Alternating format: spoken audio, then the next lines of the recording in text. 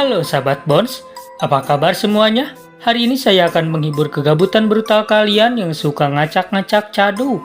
Lalu kasbon ke warung teh Pak, ame bisa udut jarcok sabatang tapi ngutang. Alangkah baiknya kalian cari tempat kugoleran termadep anu ngeunaheun bari kopdut teh gening. Oke sahabat Bones, tidak usah basa-basi seperti si dia, langsung saja kita lanjut ke filmnya.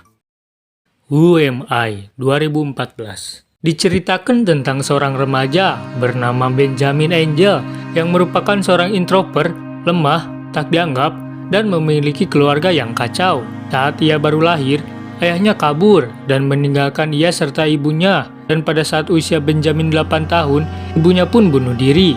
Ini, ia bekerja sebagai pengantar pizza dan tinggal bersama neneknya yang sudah mengidap penyakit Alzheimer. Bisa dibilang, Benjamin adalah pecundang sejati dengan semua kekurangan dan kesialannya. Namun, di dunia maya ialah seorang hacker yang sangat hebat. Karena saat dia berumur 14 tahun, dia sudah ngulik bahasa pemrograman tanpa harus masuk kelas TKJ. Apakah singkatan dari TKJ? TKJ adalah teknik keahlian janda, sampai dia pro parah kabina-bina. Di dunia hacker, si Benjamin memiliki orang paling jadi panutan dalam hidupnya agar bisa sukses seperti MRX. Tetapi tidak ada yang tahu dia wujudnya seperti apa, alamatnya di mana, pebenguknya ganteng atau ripuh juga dia tidak tahu.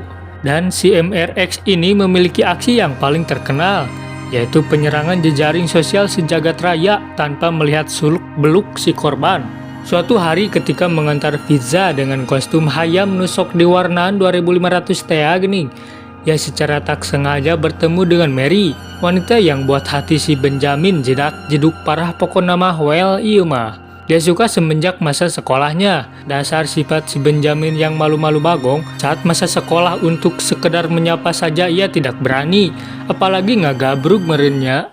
Mendengar kalau Mary memiliki masalah dengan ujiannya, Benjamin memutuskan untuk membantu si Mary dengan cara pergi ke universitas dan mendownload soal-soal ujian dari server. Tetapi, sayangnya aksinya itu gagal dan dia pun ditangkap. Karena tidak memiliki catatan kriminal sama sekali, Benjamin hanya mendapatkan hukuman menjadi tim pasukan Oren yang tugasnya hanya membersihkan kenangan-kenangan buruk saat bersama mantan. Saat sedang menjalani hukuman, Benjamin bertemu dengan Max, seorang lelaki sad boy yang sama tertarik dengan dunia hacker.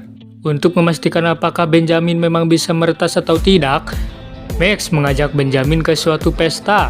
Dan dalam pesta ini, banyak sekali orang-orang koplok yang sedang ngeplay.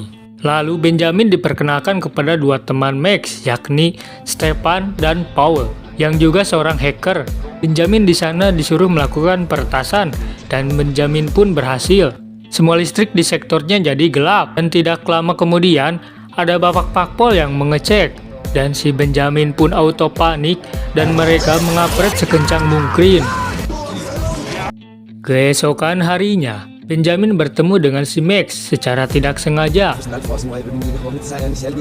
Dan si Max ini melakukan hal koplok yang ditunjukkan pada si Benjamin, yaitu melakukan teknik ngawadul pada tukang donat dengan alasan donat yang dipesannya kurang 2. Dan pada akhirnya, si Max koplok ini mendapatkan donat itu. Padahal temeli tenaon gerak blis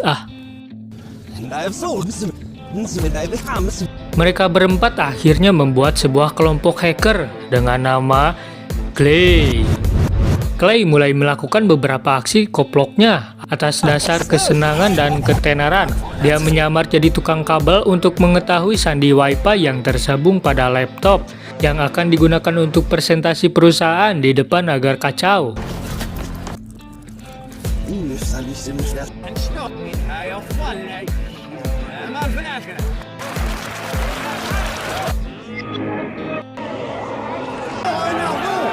Dan mereka pun berhasil, meskipun diakhiri dengan kegempuran karena diciduk oleh keamanan yang awaknya buadag dan botaknya pelontos. Lalu rekaman mereka kemudian diunggah di YouTube. Mereka langsung dikenal banyak orang dan mendapatkan reputasi sebagai kelompok hacker yang madep. Aksi koplok mereka selanjutnya yaitu di dunia percuanan. Mereka memainkan grafik para investor merenya ngaranna teh atau naon lah eta teh da jiga porek itu dimainkan jadi gambar fuck you. Lalu melakukan aksi koplok selanjutnya dengan lebih mangprang dan madep pokona mah ngek sakahayang nu keplong ku si Clay sampai mereka terkenal sedunia alam nyata, alam barjah dan alam goib.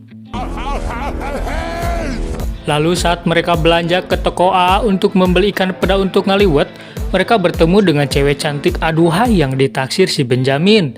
Saat mereka berhadapan empat mata, skill si Benjamin ripuh parah pokona mah.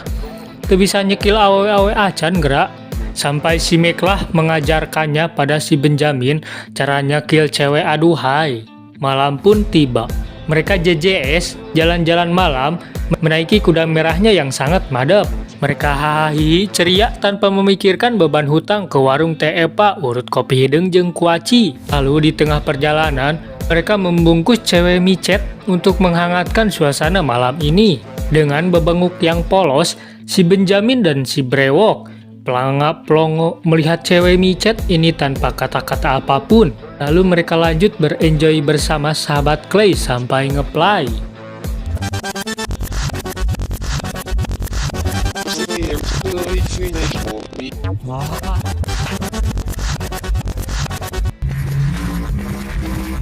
Karena si Benjamin iri melihat si Meg bersama eneng-eneng ini, akhirnya dia OTW ngegas menjumpai sang pujaan hati yang aduhai yang menggunakan baju merah.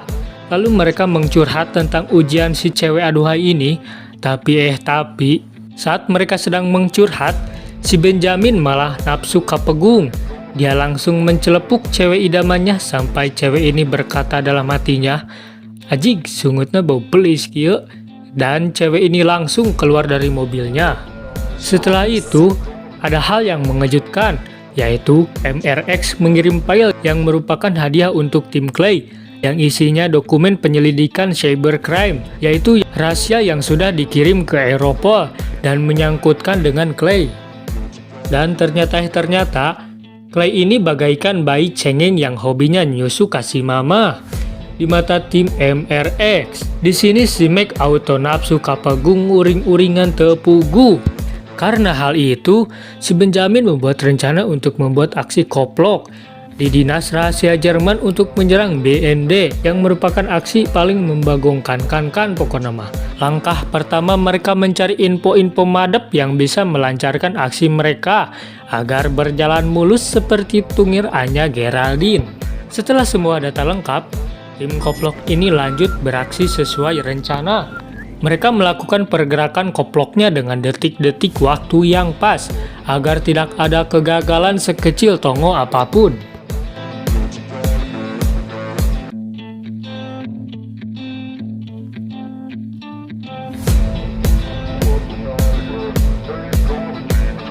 Dan akhirnya rencana koplok mereka rebes lancar jaya mulus seperti tungir Anya Geraldine. Lalu tim Clay pun merayakan keberhasilan dengan ajeb-ajeb di diskotik. Dan ternyata dia bertemu dengan cewek yang si Benjamin taksir. Di sini si Mary diselebeu dulu sama si Max tanpa meragukan cowok yang sedang dekat dengan si Mary. Kukira bakal si Benjamin yang akan menggarapnya, ternyata malah digarap duluan oleh si Max koplok. Sampai mereka adu bebenguk gara-gara kejadian tadi, di sini si Benjamin merasa tidak dihargai. Sehingga dia memberikan bocoran data penting hasil curiannya kepada MRX. Dan keesokan harinya, tersebarlah kasus tentang yang dilakukan Clay yang membuat mereka ketar-ketir karena kecerobohan si Benjamin yang memberikan data pada si MRX. Sehingga aksi Clay bocor karena MRX menjual datanya pada Rusia Cyber Mafia. Lalu mereka ketar-ketir dengan keadaan ini sampai teman si Meg akan mencoba kabur dari situ. Saat keadaan sedang memanas, tiba-tiba ada seseorang yang mencet bel. Semuanya auto panik nik. Dan ternyata si Mary yang datang. Lalu mereka ngobrol sebentar dan Benjamin menyuruh si Mary ini pergi. Lalu keesokan harinya, mereka mencoba untuk memperbaiki nama Clay agar mereka tidak terciduk. Mereka mencoba berkomunikasi dengan si MRX, tetapi hanya mempunyai waktu yang sangat singkat. Saat mereka berhasil mendapatkan info dari si MRX, mereka langsung ngabret karena tim 87 sudah bergerak untuk menciduk mereka. Di sini si Benjamin hampir ketahuan, dan untung saja dia gercep menggunakan topeng hasil beli di warung TEPA sebelum berangkat. Setelah itu, mereka menghilangkan jejak-jejaknya agar mereka aman, sampai mereka membakar rumah si Benjamin agar benar-benar aman Jaya Sentosa selamanya tanpa tersisa bekas-bekas kenangan mantan. Setelah itu, si Benjamin membuat rencana sendirian tanpa diketahui sahabat koploknya yang sedang molor. Dia berpura-pura kehilangan dompet di dalam kantor tersebut agar bisa memasang sistem jaringan di dalamnya. Lalu dia melancarkan aksinya karena MRX sudah memberikan kode akses untuk masuk ke Darknet untuk serah terima langsung. Ternyata rencana si Benjamin gagal dan si Benjamin dijebak oleh MRX sampai wajahnya dipoto dan tersebar luas langsung dan auto jadi incaran tim 87. Di sini si Benjamin berhasil lolos, tetapi tidak dengan sahabat koploknya yang sudah tewas duluan. Lalu, si Benjamin pergi ke tempat cewek yang aduhai ini untuk mencurhatkan semua keluh kesah yang telah dialaminya. Setelah mendapatkan pencerahan, dia dicerahkan juga oleh pergerakan si teteh cantik ini yang membuat Benjamin jadi lebih plong, lebih fresh. Pokoknya mah. Setelah kejadian ini, dia mencurhat kepada Bu Pakbol juga. Dia ingin kembali kehidupannya yang dulu, yang tidak terlihat seperti saat ditagih hutang kuce engkar. Lalu dia mencoba memberi bocoran tentang si MRX pada Bu Pakpol ini dengan cara menyebarkan dulu si MRX tentang kasus-kasusnya yang sebenarnya tentang kelicikan, kematian, jeung sajabana. Sampai si MRX ini ketar-ketir dan terciduk oleh tim 87. Dan akhirnya dendam si Benjamin terbayarkan tanpa harus melunasi hutang kepada TEPA. Tetapi ternyata ada kejanggalan di film ini sahabat Bones. Ternyata si Benjamin ini entah agak gesrek atau gerengseng ieu jelema. Sesuatu yang telah terjadi itu ternyata dilakukan oleh si Benjamin semuanya sendiri tanpa sahabat koploknya itu. Ternyata si Benjamin ini agak gerengseng karena efek obat yang mempengaruhi pikirannya. Dan pada saat si Benjamin akan disidang atas perbuatannya, di sini dia dibantu Bu Pakpol agar merubah laporannya pada sistem kantornya agar dia selamat karena Bu Pakpol ini tidak tega melihat banget si Benjamin yang melas ini.